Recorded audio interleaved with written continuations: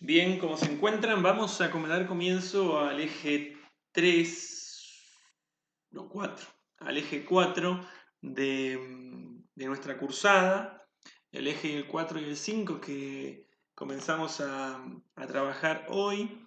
Son ejes netamente históricos, en el sentido de que lo que buscan es marcar un proceso de cómo desde la colonización de América o la conquista de América hasta la actualidad ha ido gestándose diversas realidades y diversos caminos en torno a la educación, sobre todo formal. Nosotros vamos a ver que en este eje 4 lo que estamos centrados es en la América precolombina, así algo muy rápido, la conquista de América, la Revolución de Mayo y la organización nacional hasta la sanción de la ley 1420, la ley de educación. Ese periodo es el que abarca el eje 4 y que tiene como objeto sobre todo estudiar, analizar cómo se constituye en Argentina el sistema educativo formal. Bien, cómo de experiencias tal vez dispersas, eh, regionales, ¿no? Y hasta de clase, ¿no? de determinados tipos de sectores sociales, Argentina hacia 1420 elabora una ley que intenta tener cierta universalidad, ¿no? No solo en una región, sino en todo el territorio nacional. Entonces, es interesante para ver ese proceso.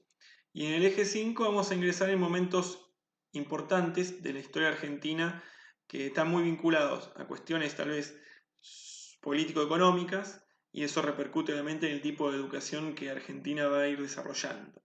Por eso luego en el eje 5 veremos lo relacionado al golpe de Estado de 1930 y allí una Argentina que empieza a tomar algunas características interesantes para estar atento. Peronismo, todo lo que acontece entre la caída de Perón y la vuelta de Perón, que son gobiernos democráticos intercalados con gobiernos de facto y un intento de desperonización de la sociedad, y cómo Argentina toma algunos que es ascendente en la reflexión educativa, en un momento llega a una llanura, una meseta de la que no va a salir y al contrario va a profundizar eh, una falta de progreso o de reflexión profunda en educación con la dictadura militar. Vamos a ver el tema de dictadura militar no desde una cuestión más de derechos humanos, que ustedes ya conocen y seguramente profundizarán, sino una cuestión en realidad, de procesos económicos y educativos que se dan en ese momento. Y luego veremos Alfonsín Menem de la Rúa. Bien, y llegaríamos a la primera presidencia de Néstor Kirchner, pero no para analizarlo, porque eso lo vimos un poco con alguna cosa que hayamos dicho de la ley de educación nacional, si se quiere. Pero van a ser estos dos ejes que nos quedan muy extensos en la cantidad de material para leer, eh, porque como muchas de las cuestiones históricas abundan en ejemplos, abundan también en la palabra de los personajes del momento. Van a ver que hay mucho texto de lo que dijo en su momento un ministro de Educación, o lo que dijo un presidente, o lo que dijo algún pensador del momento. Entonces, los textos se hacen muy abundantes en materia, en páginas, a raíz de estas cuestiones, pero hay ideas muy concretas que si uno lee con cierta capacidad crítica, ¿no? De síntesis también, va a poder descubrir que no son tampoco un millón las ideas que vamos a estar trabajando.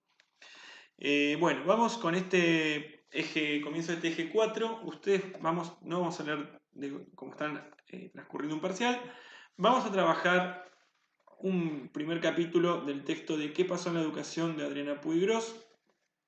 Ustedes van a poder acceder yo en mi original lo tengo muy marcado, por eso las posibilidades de acceder al texto van a ser un archivo escaneado, ahí lo vamos a ver, que tiene, no, bueno, son dos archivos escaneados. Que yo les voy a pasar un link, que los va a llevar al texto en Google Drive. ¿Por qué a un link? Porque no me permite el campus subirlo todo porque es muy pesado este archivo. Fíjense que tiene 109 páginas. Este es un escaneado de un cuadernillo viejo, de 2018. Este es el capítulo que vamos a trabajar, ¿Qué pasa con este escaneado? Fíjense que tiene algunos subrayados, resaltados, una página o dos dadas vuelta y después es un escaneado al original que en la mayoría de los casos está bien, digamos, bien, está bien. Alguna página puede estar más blancuzca, como ven aquí, más borroneada, pero entre todo, excepto por los resaltados y lo que ya comentaba, es un texto que se deja leer. Y a su vez, además de van a tener la oportunidad de también de chusmear les voy a subir, sí va a subir directamente al campus, el archivo más liviano me parece. Parece más ordenadito, ¿no? O sea, como que decir, qué lindo que está está a 0 km, y eso es verdad. Pero van a descubrir, y aquí empieza, en la página 8 de PDF, van a descubrir que tiene algunas dificultades cuando se hizo el escaneado, se hizo lo llamado CR para transformarlo en texto, y van a ver que a veces tiene algunas faltas de ortografía o palabras que no terminan de entenderse.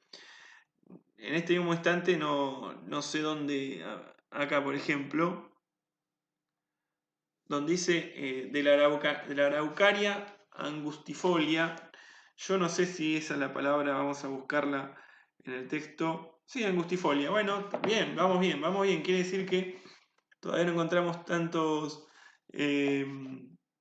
no es que...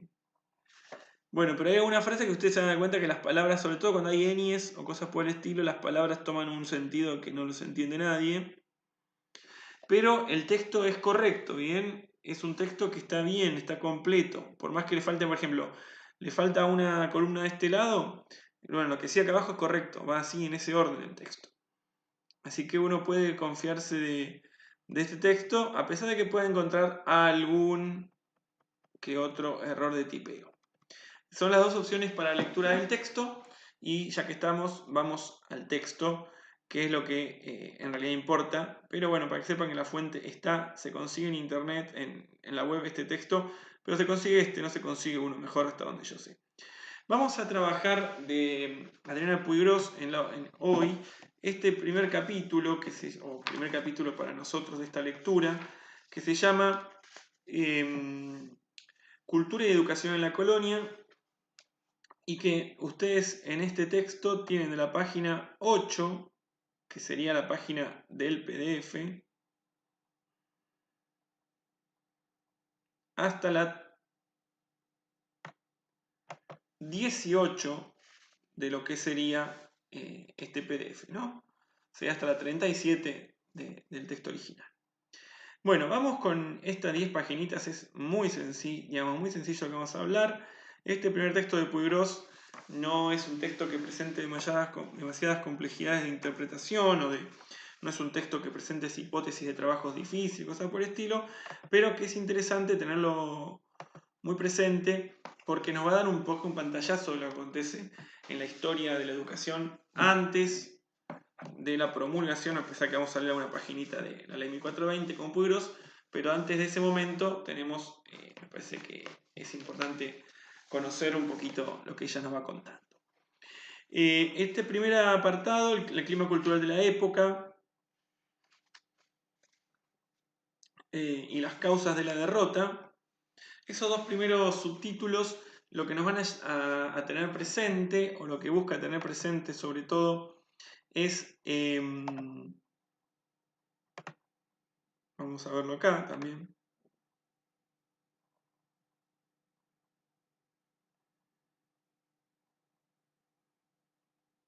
bueno, estos dos primeros subtítulos, el clima cultural de la época y las causas de la derrota, son dos capítulos sobre todo que hace mucho hincapié, además de presentar un poco la situación española o el tipo de España, digamos, el tipo, digamos, qué tipo de reino era España cuando llega a la América a conquistarla, ¿no? Que no era de los reinos que mayor progreso y mayor fuerza económica, al contrario, España estaba sumamente endeudada, buscaba la forma de, digamos, América fue realmente la posibilidad que tuvo España para acomodarse económicamente posteriormente, pero incluso fíjense que España va a chupar la riqueza durante 500, 600 años 500 años no, 500 años no, o sea, durante 400 años, bueno, o un poquito más, de América Latina, y no es que se ha convertido en una potencia industrial, o sea, fíjense que los españoles tenían una mentalidad muy distinta a la que podemos ver en los reinos de Inglaterra o los reinos prusianos, Alemania, pues, reinos y posteriores países que empiezan a trabajar fuertemente o rápidamente se instala lo que va a ser la lógica capitalista. En España esto va a ser más tardío. España en América va a encontrar una fuente de ingresos importantísima eh, y no va a intentar manufacturar ni localmente, no va a traer a América industrias o fábricas como de aquel entonces, ni tampoco las va a generar en su país con claridad. Entonces, porque va a ser cómodo, ¿no? O sea, es como una cuestión media parasitaria, ¿no? Yo estoy sentado acá y voy recibiendo riquezas y las voy invirtiendo, voy pagando deudas. Bueno, la España que llega a América es esa España, con esa mentalidad. Es una España que no está endeudada y que, bueno, ahí ustedes van a ver un poco la descripción que hace Puigros de España. Obviamente era un reino importante y que tenía un desarrollo tecnológico que América no poseía, aunque sea en esto de lo que va a ser la cuestión más bélica, y por eso la conquista en algún momento, ahora vamos a ver otros temas más, pero en el momento de la conquista se va a ver facilitada por algunas cuestiones de armamento también, ¿no? Después también bueno, vamos a vincular rápidamente esto, no estoy siguiendo un orden del texto en estos dos primeros apartados, estoy contando en general lo que dice estos dos apartados, pasamos a un tercero. Lo que dice Puigros también va a ser esta cuestión de que existen en las mitologías de los diferentes pueblos originarios, había como una cuestión que dice Puigros que no sean todos los pueblos, pero que sí en algunos podemos entender por qué fueron tan pacíficos y tan dóciles a la llegada del español, incluso en el momento en que ven que tal vez se están como apoderando de algunos elementos de sus pueblos, tiene que ver también con algunas cuestiones, algunos mitos que estaban dentro de las culturas y la cosmogonía de estos pueblos, ¿no? O sea, la idea de la llegada del opuesto, ¿no? Nosotros estamos en abundancia, está también la no abundancia, entonces hay una cuestión de equilibrio, esto puede ser lo que digo los profetas, pero eso más de los pueblos judíos y cristianos, ¿no? Pero lo que los oráculos o lo que nuestros dioses habían planteado, la llegada de un ser o de algo que nos hace lograr el equilibrio. Bueno, hay varias cuestiones para estar atentos. También podemos estar atentos a otras cuestiones, ¿no? Los españoles, Cortés, Pizarro en su momento también, ellos van a detectar la lógica de cómo funciona el poder en los pueblos originarios y en muchos casos van a aliarse a pueblos que de alguna manera jugaban un rol más de sometimiento dentro de los mismos pueblos originarios. O sea, no sé, supongamos, el pueblo azteca tenía cierto dominio o el pueblo inca tenía cierto dominio, pero a su vez había pueblos satélites o que estaban de alguna forma oprimidos, puede ser, ¿no? O eran súbditos. Bueno, digamos, congeniando con esos pueblos pueden llegar más fácilmente a... Pero más allá de todo esto, hay varias causas de la derrota que ustedes pueden ir viendo. La derrota se le llama esto, ¿no? El sometimiento rápido en América Latina a diferentes pueblos originarios. Incluso tal vez cuando los pueblos originarios se dan cuenta que lo que tenían enfrente era un enemigo, básicamente, alguien que los viene a dominar, los viene a exterminar, bueno, capaz que fue tarde, ¿no? Ya habían perdido mucho poder, sobre todo los españoles habían como adaptado a las circunstancias culturales, políticas, incluso geográficas de, de este continente. Bueno, entonces un poco para ir viendo allí algunas de las ideas que plantea eh, Puigros en estos primeros en estos dos primeros subtítulos. También algo interesante para ir a descubrir que plantea Puigros me parece muy importante porque nosotros en esta reflexión estamos caminando hacia la instauración del sistema educativo formal allá en 1882-3, con la ley 1420. Faltan todavía muchos, faltan casi 400 años para eso, pero es importante porque ese sistema educativo formal, de alguna manera, Puigros va a decir que, ya sea indirectamente o porque queda en el inconsciente colectivo de toda esta historia, va a tomar características de, de cuestiones que han pasado en el pasado. Entonces es importante también tener presente que en América Latina o en América no es que no existían formas educativas o de formas de organización educativa. Cuando llegan los españoles, en las culturas precolombinas, o sea, en los pueblos originarios, existían diversos modos de transmisión cultural.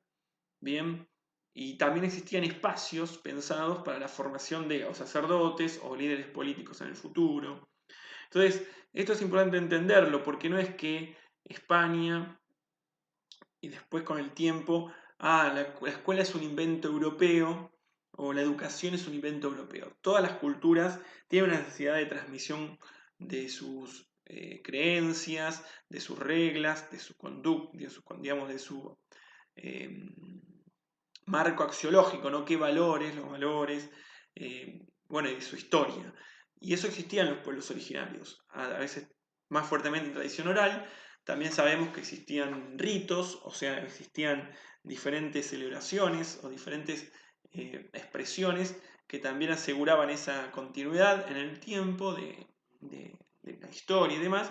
Y en algunas culturas sabemos que se habían desarrollado algunos elementos ya de escritura. Pictórica o jeroglífica, ¿no? Con diferentes signos. Entonces es importante entender estos dos elementos en estos primeros subtítulos, el tema de cómo estaba, digamos, de cómo tres elementos. Un poco el panorama cultural antes de la conquista y ahí nomás después de la conquista, el elemento este de la organización educacional de los pueblos originarios y estar muy atentos a esto que habla Puigros de las causas de la derrota o cómo se llevó adelante el genocidio más importante de la historia de la humanidad, básicamente, que fue, piensen que ustedes solo en Potosí, en las minas de Potosí, eh, murieron más de 5 millones, ¿no?, de personas originarias. Solo en Potosí. Imagínense, piensen en toda América Latina y América Central. Bueno, un tema importante ahí, ¿no? También, de alguna forma, Puigros va a hacer referencia a que esto no fue un encuentro de dos culturas, por más que después se hayan encontrado, en el sentido de que se vieron dos culturas, pero no fue un encuentro, ¿no? O sea, fue una imposición cultural y todo lo que nosotros ya sabemos, y que a partir de 1992 es muy fuerte esa reflexión en, en en la antropología, en la sociología, la filosofía y sobre todo en la educación. Luego, a partir del texto, del elemento que habla de quién educa y quién aprende, de este capítulo, bien, vamos a ver también el otro, así no solo se quedan con la idea de este, quién educa y quién aprende, acá, se va a desarrollar hasta el final de este capítulo. ¿Quién educa y quién aprende? La conquista cultural y el manotazo del ahogado. Son los tres subtítulos que siguen y serían tres momentos o tres grandes momentos que acontecen en la... O sea, los tres grandes momentos que hacen referencia a como esta organización educacional la que yo les mencionaba anteriormente, ¿no? O sea, un primer momento está vinculado fuertemente al primer momento de... varias veces un momento. Vinculado fuertemente a esta cuestión de el tipo de relación pedagógica que se establece. A ver, no había una intencionalidad. A ver, nos tenemos que pensar en esta cuestión de la educación como una cuestión mucho más amplia, fuera de la escuela en este tiempo, sobre todo, pero el vínculo que establece el español, que se posiciona en la persona que sabe, que tiene el conocimiento sobre los pueblos originarios, es un vínculo que de alguna manera ese Puigros va a estar marcado fuertemente después en la ley 1420. ¿En qué sentido? En que es un vínculo asimétrico. Bien, hay alguien que sabe y alguien que no.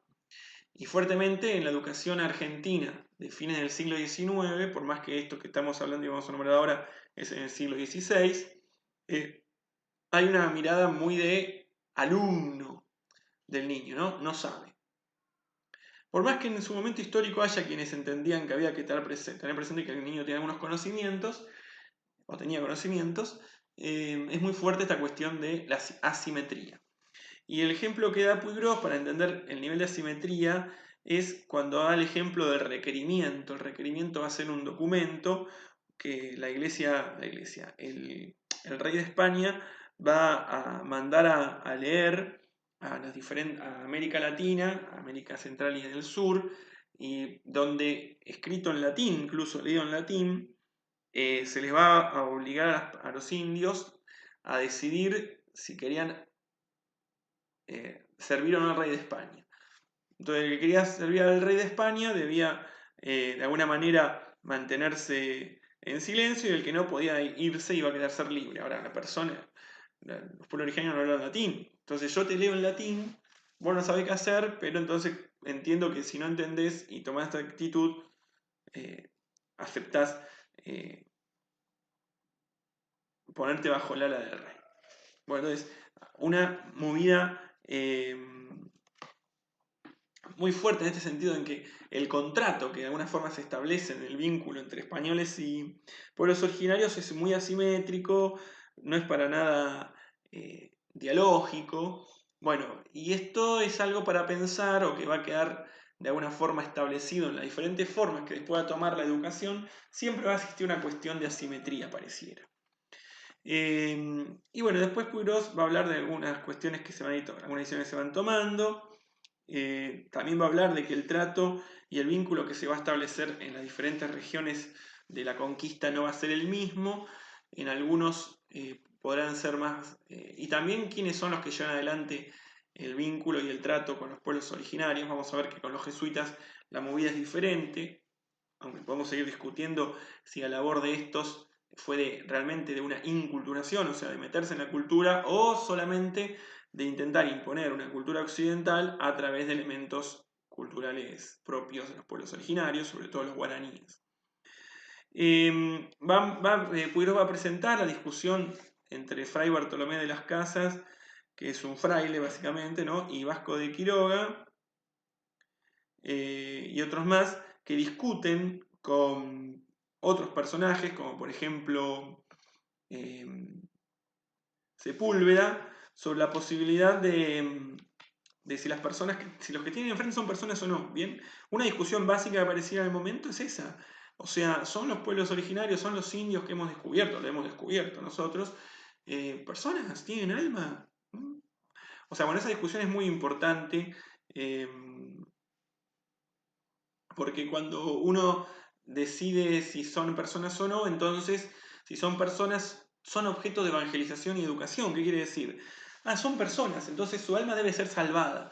Por lo tanto, debemos que incluso esta discusión, que Fray Bartolomé de las Casas es como digamos, qué copado loco, ¿no? Que descubre que estas son personas y no la mirada más del conquistador que dice no son personas, matemos, son burros de carga.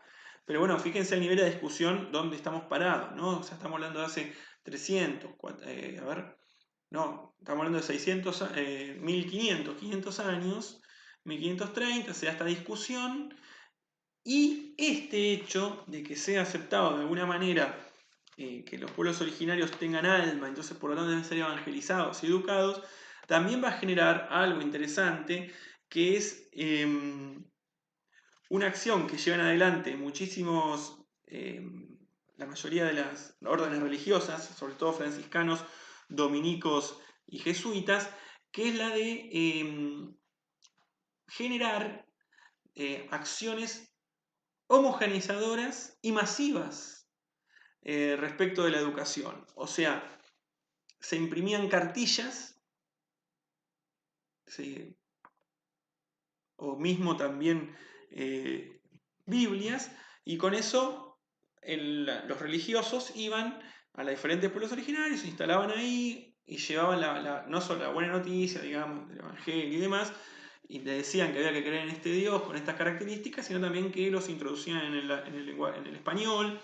Entonces, estos personajes que entonces habían logrado entender que eran personas los que estaban, con los que se vinculaban, que tenían alma, por lo tanto generan un hecho educativo más que es ¿no? El de entender la educación como algo que puede ser masivo y que a su vez que tiene una función, o la entienden como una función homogeneizadora. O sea, bueno, miren, entonces todas estas personas, esta cantidad de personas deben ser educadas, deben ser evangelizadas, y todos con la... Bueno, esto mismo que hacen los jesuitas, los franciscanos y los dominicos en su momento, estamos hablando sobre todo del 1500, 1600, bueno, en realidad sigue siendo actual. Tal vez hoy no entendamos como, no veamos,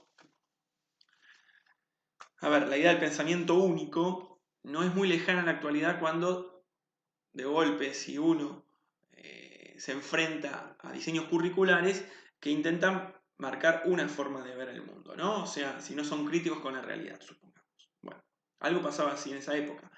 Entonces, ¿qué es masivo? Sabemos que la educación es masiva.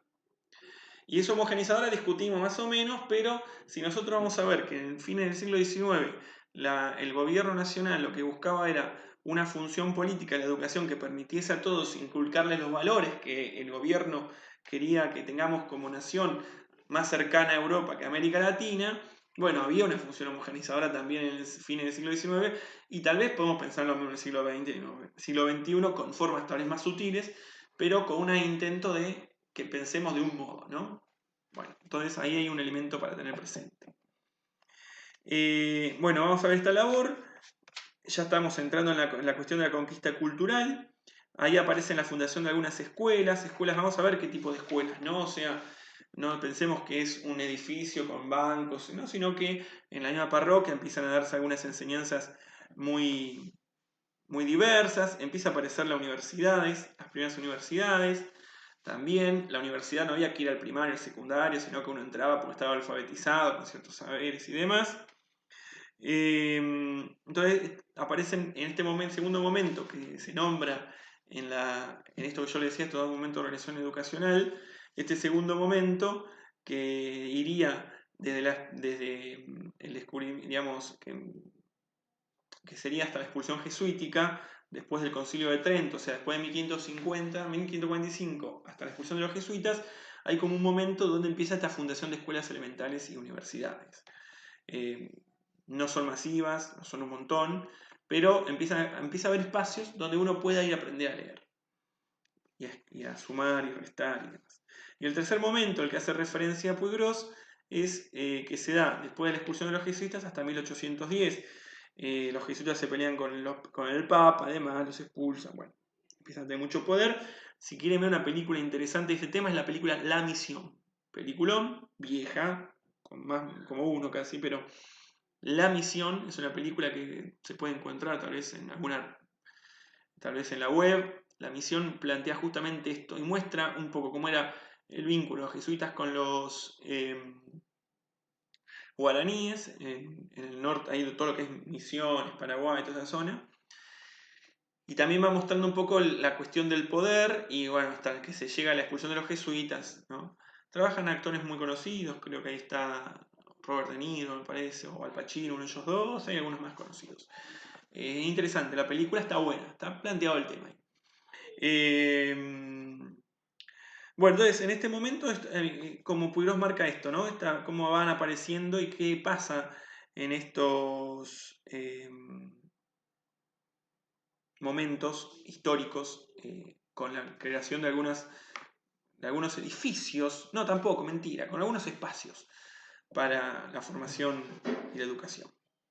Y luego la tercera etapa que decíamos, después de la expulsión de los jesuitas, empieza una tercera etapa que está ya, digamos, va a estar más vinculada a lo que aparece en el siglo XVII, esta etapa, o sea, en el 1600, después de mediados de 1600, sobre todo hacia el siglo XVIII, 1800, empiezan a aparecer en Europa las ideas liberales, ¿no? Empieza a surgir el capitalismo está acompañado de ideas liberales. Las ideas liberales hablan de la libertad individual, de la libertad de expresión, de la libertad de comercio, de la constitución, o sea, son las ideas que después, con fuerza surgen y explotan en la Revolución Francesa, pero que por ejemplo en Inglaterra estaban muy instaladas con otros procesos. Esas ideas están vinculadas también al crecimiento económico capitalista y el surgimiento del capitalismo como el orden económico mundial. Estas ideas liberales ponen en jaque, por ejemplo, a muchas cuestiones que la corona española cuidaba y que tenían que ver, por ejemplo, con la cuestión de la religión, ¿no? Esta idea de poder dudar de un dios. Bueno, estas cuestiones van llegando a poco a América, se empiezan a gestar algunas revoluciones, o incipientes, o algunos librepensadores empiezan a aparecer. Va a estar la revolución en Estados Unidos, o la independencia de Estados Unidos, en 1810 va a estar aquí en Argentina, pero en el medio, como empiezan a surgir estas ideas, empiezan a surgir también quienes defiendan el orden instaurado, quienes defiendan las tradiciones. Entonces, acá lo que va a tomar Puiggrós muy interesante es el ejemplo de un cura, o un cura, más que un cura, un obispo que se llama San Alberto de apellido, y que él va a empezar a utilizar los espacios públicos, ¿no? Plazas y otros lugares más, para adoctrinar de alguna manera a la población sobre los peligros que implicaba sumarse a las ideas renovadoras, a las ideas liberales. Entonces Puiggrós va a decir, bueno, este elemento es muy interesante porque digamos, se marca muy claramente que la educación también va a tener un tinte siempre ideológico. ¿Bien? Ojo ahí, eso está interesante. La educación no es inmaculada, ¿no? O sea, la educación es una construcción que se hace desde un lugar y eso es ideológico de por sí. La ideología es desde donde se mira uno, el mundo y la realidad, y desde donde la construye. Entonces, con el ejemplo de San Alberto, Puiggrós va a tomar esta idea de que la educación hacia el siglo XVIII ya va a tomar un tinte claramente ideológico, en este caso es yo me paro acá, dice San Alberto, y quiero defender lo instaurado. Vamos, las ideas que vienen desde Europa, las ideas liberales, las ideas revolucionarias, no van con este orden o no van con nuestra realidad. Y otro elemento que toma de San Alberto Puiggrós es la cuestión del espacio público, o sea, la idea de que todos ya teníamos la masividad, pero en el espacio público es donde también se puede dar la educación. Y esto es muy importante porque en Argentina la escuela van a ser pública.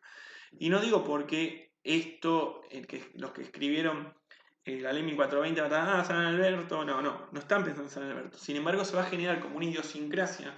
¿Se acuerdan cuando hablábamos de la herencia simbólica en la primera unidad? Bueno, va a haber como un inconsciente colectivo que va a entender que la educación es pública de alguna manera, que tiene que ver con el espacio de lo público.